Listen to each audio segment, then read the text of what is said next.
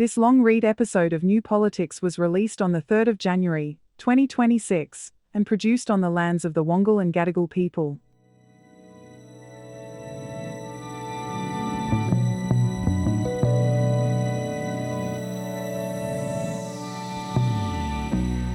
Welcome to our New Politics Holiday series, where we provide long-read audio articles from some of our best published essays from the year, and these are from the recently published book, The Monday Essays, and that's available from online bookstores, and you can get it directly from us at newpolitics.com.au. Paid Substack and Patreon subscribers will get it for free as well. And this long-read essay is about an issue that frequently popped up during the year, and that's about how the Labor government uses its power or doesn't use its power. And at the end of the year, the Labor government was in one of the most powerful positions that any government has ever been in. But it seems to be a government with a lot of caution and not too much conviction. It's been like this ever since it got into office in 2022. And as we've found out throughout history, there's not much point in holding that power if you're not going to do much with it.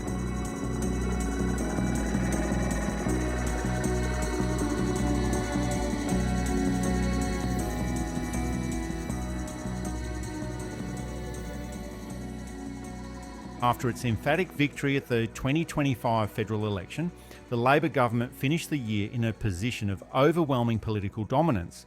Numerically and psychologically, it held all the advantages that any government could reasonably wish for. The parliamentary numbers clearly show this. There were so many Labor MPs filling the chamber in the House of Representatives that members were forced to spill over onto the opposition benches just to be able to sit down. It's a reminder to the Liberal Party every time Parliament sits, it's the Labor Party that has all the power, the authority and the momentum. And on paper at least, or visually in Parliament, it's a government that should be governing with a high level of confidence, and it's not unreasonable to assume that it's very well placed to secure another term whenever the next election is held. But despite its massive numerical advantage in Parliament, the central problem that defined Labor's year was not the lack of authority, but a failure to translate that authority into decisive action. The government continued to govern as though it was in a fragile position, avoiding political risk and perpetually being anxious about a backlash, irrespective of where it might come from. There must be a confidence that exists within the Prime Minister, Anthony Albanese, on a personal level.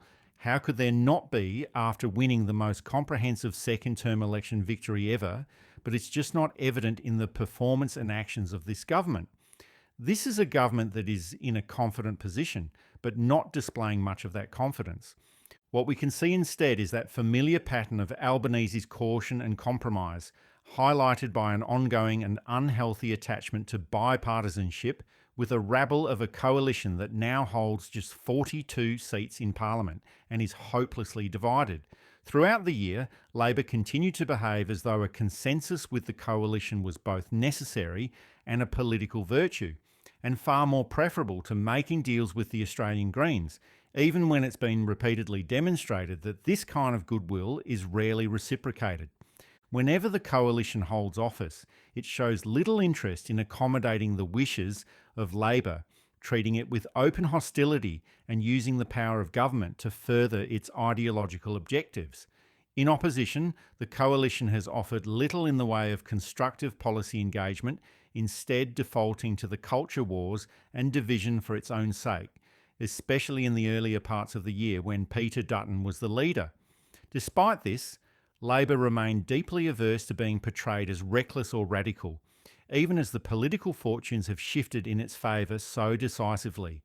And it's this fear of negative framing that seems to be holding back the Labor government from using the massive opportunity that's been provided to it by the Australian electorate. There is a widely held assumption in politics that the second year of a government's term is when the more substantial change begins to materialise, when long-promised reforms begin to appear, and the type of policy changes demanded by the base of a party finally start to arrive. It's certainly what the Howard government did in 1997, 2002 and 2005, and in a system that has a 3-year political cycle, it's usually the middle year where these changes are bedded down, allowing the final year of a term to see these changes bear electoral fruit, just in time for the next election. But it doesn't happen by default. Policies don't just automatically appear out of thin air. They need to be actively created, argued for, and forced through. Throughout 2025, Labor often appeared to be waiting rather than leading, happy to assume that the coalition's ongoing disarray would continue indefinitely and that no credible alternative would emerge to challenge its dominance. For sure, this is what eventuated at the May election, and it's fair to say that perhaps even Labor was surprised at the size of its comprehensive victory. But political vacuums rarely remain empty for too long, and political parties that appear broken, such as the Liberal Party, can recover. Sometimes it happens quickly under the right leadership and the right circumstances. New political alliances can also arise, reshaping the electoral landscape in ways that we can't predict. While the prospect of Teal independents consolidating into a formal party remains unlikely, such a development would instantly alter the political landscape and create challenges not only for the Liberal Party, but for the Labor government as well. A demoralised and fragmented opposition is one thing, but an organised, well-funded and strategically competent alternative is something completely different. Complacency has undone governments before. Perhaps the best recent examples of this are the final terms of the Labor government after 1993 and the coalition after 2004, when both of these long-term governments were expected to govern indefinitely, only to be turfed out in the subsequent elections. Labor itself was once written off as electorally irrelevant in the mid-1960s, similar to the way the Liberal Party is being written off at the moment, until a single figure by the name of Gough Whitlam emerged from the backbench and transformed the party's fortunes. This is an ongoing lesson of political history. The dominance that exists today can never be guaranteed tomorrow, and it's always best to go for the maximum that can be achieved while the power to do so is held. Political confidence that isn't matched with a conviction, a grand ambition and bold action can quickly fade into vulnerability, and this is something that the Labor government was veering towards during 2024. As we now know, this vulnerability didn't cost Albanese at all, and the results are there for everyone to see. A massive 94-seat victory out of the 150 seats on offer. But the big question will be whether the Labor government can now use the power that it has been granted by the electorate in a far better manner than it has displayed so far. And I acknowledge the traditional owners of the land on which we may...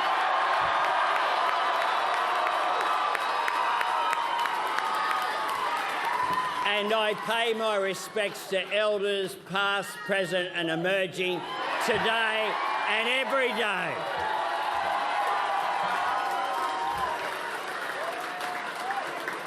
Today, the Australian people have voted for Australian values. For fairness, aspiration and opportunity for all.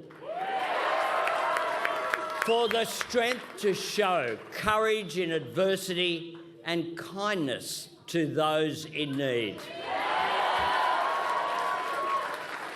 And Australians have voted for a future that holds true to these values, a future built on everything that brings us together as Australians and everything that sets our nation apart from the world. As this year comes to an end, it's not clear what the Labor government is planning to do in 2026, the famed second year of the parliamentary term, and there isn't a sense of the direction that we're all going in. Nothing concrete has been outlined about what the government intends to do next year, and that long-held belief that the second year of a term is when a government unleashes its boldest reforms is increasingly looking less like a plan and more like a comfortable political myth that will become true, only if we can all believe in it. Of course, the role of government is to provide stability and competence, but simply continuing with the failed neoliberalist policies of the coalition and stabilising those isn't enough. Otherwise, what is the point of a Labor government if all it's going to be is a placeholder that continues with the same, provides ministerial positions and employment for staffers, and not implement a true Labor agenda. Recent history should temper expectations of the second-year big bang in policy reform. In 2023, the second year of Labor's first term, significant things did happen, but few could be described as unqualified successes. The voice to Parliament referendum failed decisively, exposing not only political miscalculation, but a lack of preparation for the defeat. The National Anti-Corruption Commission was delivered after great anticipation and fanfare, only to be deeply disappointing in practice, led by a severely compromised commissioner in Paul Brereton, who was unwilling to confront the very power the Commission was meant to scrutinise. The Robo-Debt Royal Commission was an excellent one and laid bare possibly the most egregious abuses of executive authority in modern Australian history, yet there haven't been any prosecutions arising from this scandal. Adding insult to the injury, Labor itself has adopted policies that are similar to the punitive mechanism of robo-debt. Sure, they might not be as severe, but it has thrown away most of the moral advantage that the government held on this issue. If 2026 is to be the big, bold year that supporters are expecting, there is a real risk it will be a repeat of 2023. A year in which there was a lot of political activity, but it was mistaken for achievement, and just instigating these processes was considered to be a sign of progress when there wasn't really much progress at all, across climate policy, housing affordability, integrity, and social policy. The movement has been slow, incremental, and cautious, the same attributes that Albanese has carefully curated as a part of his own political personality. While it's always possible that this will change, past behaviour offers little reason for confidence. Governments always reveal who they really are early. For example, the Hawke, Howard, Rudd, Abbott and Morrison governments, and don't suddenly reinvent themselves midway through the term. While it might not be so obvious to the electorate, some of this inertia is highlighted through Labor's uneasy relationship with the Australian Greens.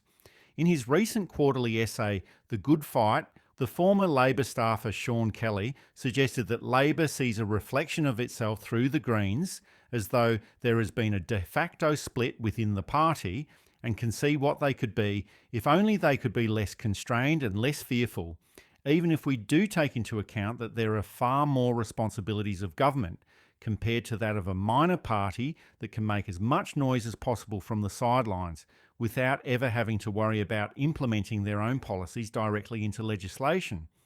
There seems to be an implicit recognition that many of the Greens' positions sit neatly within Labor's own historical background, certainly on the left of the party, particularly on climate, social justice and economic equity. Yet rather than embrace this confluence and accommodate the areas where there are the shared ideas, Labor appears to be very keen to distance itself from the Greens, fearing that becoming too close ideologically would result in electoral punishment at the next election. Perhaps this might be performative, such as when many within the Labor Party, including the Prime Minister, frequently disparage the Greens political party, as if to suggest that Labor itself is somehow not a political party at all and never gets itself involved in the game of politics. On issues that affect the entire community, there is a strong case for deeper cooperation, as there was on the long-stalled environmental legislation that was passed towards the end of the year, rather than constant differentiation between the two parties, which often results in the Labor government preferring to negotiate legislation with the coalition. Whether such cooperation with the Greens will materialise in 2026 is doubtful, but it remains one of the few pathways through which Labor could meaningfully push forward reform without soiling its political identity, because it's certainly not going to get approval for policies that the coalition considers are antithetical to its own ideology. There is a broader sense of fatigue hanging over the year just gone. But despite 2025 feeling like it has been unusually long, there are still 2 more full years to go before the next election. Of course, politics can move far quicker than governments expect. There's always the events that interfere with the rhythms of the political cycle. Circumstances change, and assumptions also have to change when new facts become available. We also have to see how the disturbing politicisation of the Bondi massacre in December plays out.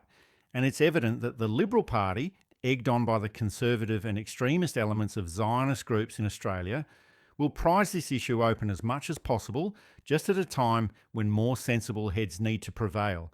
It is unfortunate, but we have to remember that the Liberal Party is a party of right-wing opportunists.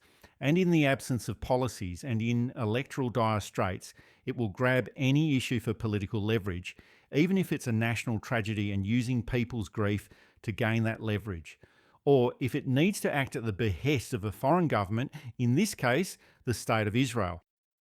It's a cliche, but a week is a long time in politics. Power can sometimes be a facade, egos in politics are fragile, and what appears to be certainty can sometimes just be an illusion, and the political fortunes can change very quickly and when we least expect them to change. The Labor government enters 2026 in a position of strength, but history is littered with governments that misunderstood what that strength meant and either misused that power or fell into a heap of complacency. What happens next will depend less on what Labor hopes will happen and more on whether it decides to act in a far more coherent and assertive manner that its parliamentary dominance suggests. So, political dominance never lasts forever, and sometimes governments can make that mistake of thinking that they'll actually be in office for a long, long time, and then before they know it, they're thrown out of office and they haven't achieved half the things that they wanted to achieve. And I guess the moral of the story is, well, you do what you can when you can. There's no point in thinking about all of these things that you should have done when you no longer have the power to do that. And these are the things that I think we'll have to look out for in 2026 to see what sort of courage the Albanese government will have during the year. So that's it for this episode of New Politics. Thanks for listening in, and we'll be back for some more next week.